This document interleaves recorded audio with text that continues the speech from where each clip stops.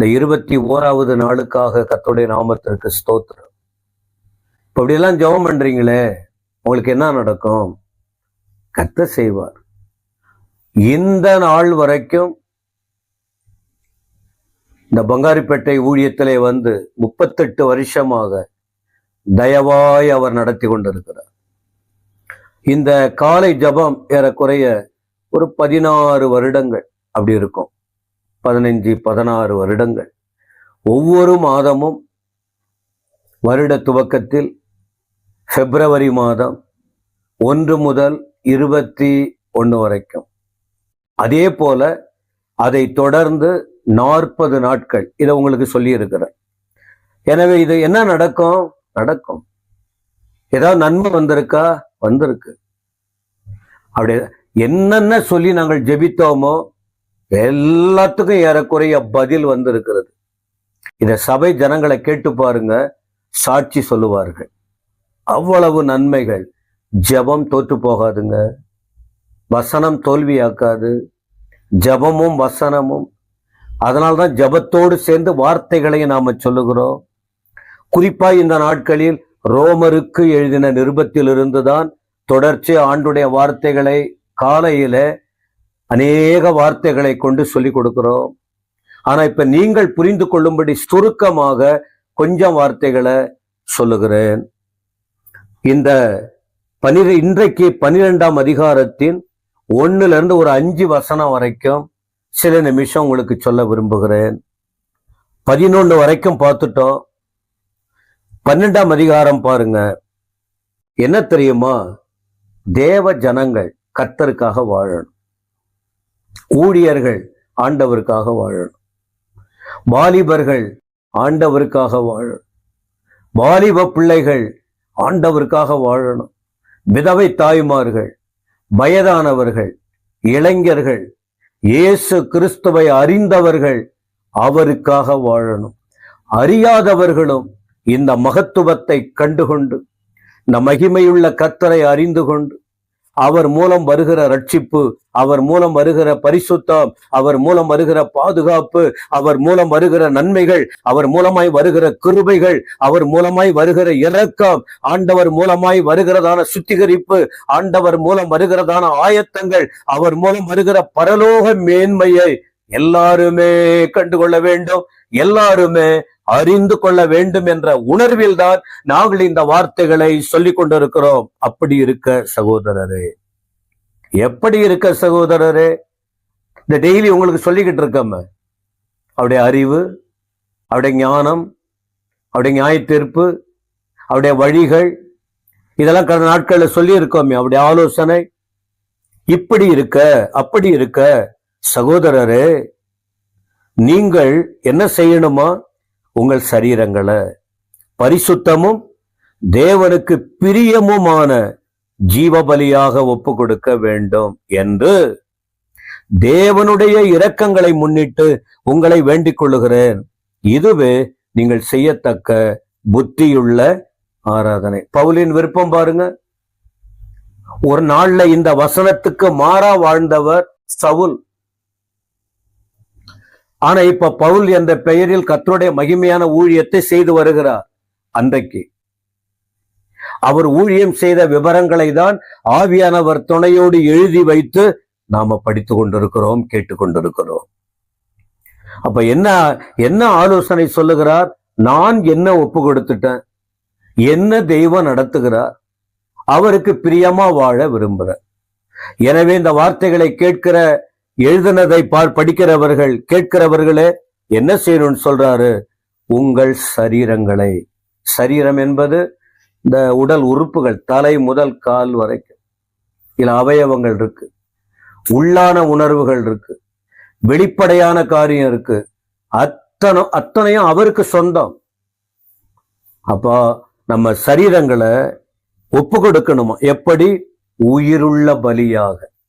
உயிருள்ள பலியாக. செத்து போனதை யாராவது பலி செலுத்துவாங்களா? ஒரு கோழி செத்து போச்சு, அல்லது பலி செலுத்த பழக்கமுடையவங்க செத்து போனதை எடுத்துட்டு போயிட்டு பலி செலுத்துவாங்களா? செய்ய மாட்டாங்களே. எது உயிரோட இருக்கு அதை தான் கொண்டு போய் பலி செலுத்துவாங்க. அப்ப இங்க பவுல் சொல்றாரு, நீங்க பாவத்துக்கு செத்து போயிட்டீங்க, ஆனா ஆண்டவர் தன்னை ஜீவ பலியாய் ஒப்பு கொடுத்து உங்களை உயிர்ப்பித்திருக்கிறார். இப்ப நீங்க ஆண்டவருக்கு சொந்தம். அதனால நீங்க என்ன செய்யணும் தெரியுமா? அவருக்கு சொந்தமான நீங்கள் உங்கள் சரீரங்களை அவருக்கு பலியாய், ஜீவ பலியாய் ஒப்பு கொடுக்க வேண்டும். எப்படி? பரிசுத்தம், தேவனுக்கு பிரியம். அதனாலதான் சொன்ன, தேவனுக்காக வாழ்கிற வாழ்க்கை உங்க சரீரங்கள்ல. பவுல் நிறைய விளக்கம் கொடுக்கிறார். இந்த சரீரத்துல இச்சை ஆளாது இருக்கட்டும், இந்த சரீரத்தில் பெருமை வராது இருக்கட்டும், இந்த சரீரத்தில் பொறாமை வராது இருக்கட்டும், இந்த சரீரத்தில் அழிந்து போகிற காரியங்கள் உங்கள் அவயவங்களில் வந்து சேராது இருக்கட்டும், அவையெல்லாம் விளக்க வேண்டும். அப்போ பரிசுத்தமாய் தேவனுக்கு பிரியமுமான பலியாக ஒப்பு கொடுக்கணும். அப்படி அர்ப்பணித்த, அது சொல்றாரு, தேவனுடைய இரக்கங்களை முன்னிட்டு உங்களை வேண்டுற, தேவ இரக்கம் உங்களுக்காக காத்திருக்கு. அதனால உங்ககிட்ட நான் வேண்டுதல் செய்கிற, கேட்கிற, ஒப்பு கொடுத்துருங்க. இதுதான் நீங்க செய்யத்தக்க புத்தியுள்ள ஆராதனை, தேவனுக்கு பிரியமான ஆராதனை. அதுதான். நிறைய ஆராதனைகள் இருக்கு, அதெல்லாம் உங்களுக்கு தெரியும், பார்க்குறீங்க, பேசுறீங்க. நாம் அதெல்லாம் சொல்ல. உண்மையான ஆராதனை என்ன? உணர்வுள்ள ஆராதனை என்ன? பக்தியான ஆராதனை எது? பரிசுத்தமான ஆராதனை எது? தேவனின் மனதை கவரக்கூடிய ஆராதனை எது? ஆண்டவரை மகிழ செய்யக்கூடிய ஆராதனை எது? அப்படின்னா உண்மையாய் நம்மை அவருக்கு முன்பாக ஒப்பு கொடுத்து, தன்னை ஒரு பொருட்டாக எண்ணாமல் முழுமையாய், ஆண்டவரே நீங்க தான் எனக்கு சொந்தம் என்று ஆவி, ஆத்துமா, சரீரத்தை ஆண்டவருக்கு ஒப்பு கொடுத்து ஆராதனை செய்யணும். இதுதான் புத்தியுள்ள ஆராதனை.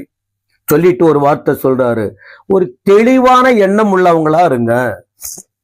இந்த எண்ணத்தை போட்டு குழப்பிக்கிட்டு உட்கார்ந்து இருக்காதீங்க. தெளிவான, நீங்கள் தேவனுக்குள் இருக்கும்போது, நீங்கள் அவர் ரத்தத்தால் கழுவப்பட்டு இருக்கும்போது, நீங்கள் தேவனுக்காக அர்ப்பணிக்கணும்னு விரும்பும் போது இந்த மனசு குழம்பிக்கிட்டு இருக்க கூடாது. 2ஆம் வசனத்தை சொல்றாரு, இந்த பிரபஞ்சத்து, இந்த உலகத்துக்கு ஒத்த வேஷம் தரிக்காதீங்க.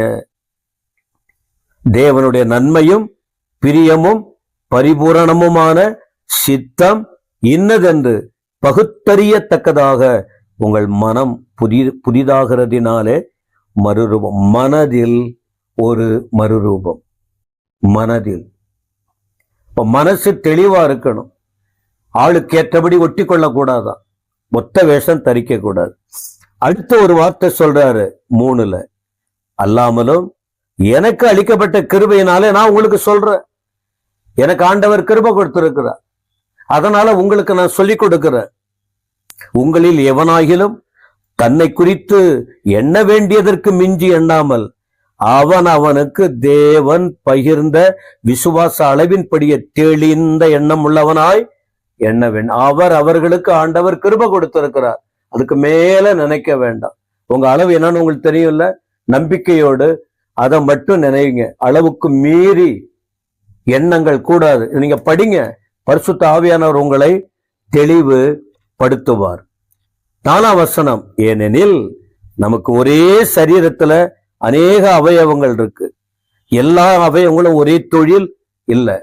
கண் அது வேலையை செய்து, காது அது வேலையை செய்து, அதை போல சொல்லிட்டு சொல்றாரு, அநேகராகிய நாமும் கிறிஸ்துவுக்குள் ஒரே சரீரமாய் இருக்க ஒருவருக்கொருவர் அவயவங்களாய் இருக்கிறோம். இந்த சரீரத்துக்கு தலை கர்த்தராகிய இயேசு, இந்த சரீரம் அவருக்கு சொந்தம்.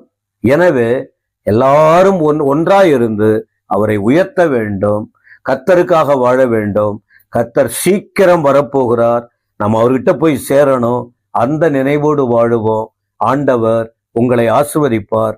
21 நாள் ஜெபம் மகிமையாய் கர்த்தர் நடத்தினார். இந்த 21 நாள் ஜெபத்தின் ஆசீர்வாதம் உங்களுக்கும், உங்கள் குடும்பத்துக்கும், உங்கள் பிள்ளைகளுக்கும், இதை கவனிக்கிறீங்களே நீங்களும் பிறருக்கும் அனுப்புறீங்களே அத்தனை பேருக்கும் சொந்தமாய் மாறுவதாக. கர்த்தர் உங்களை ஆசீர்வதிப்பாராக. ஆமென்.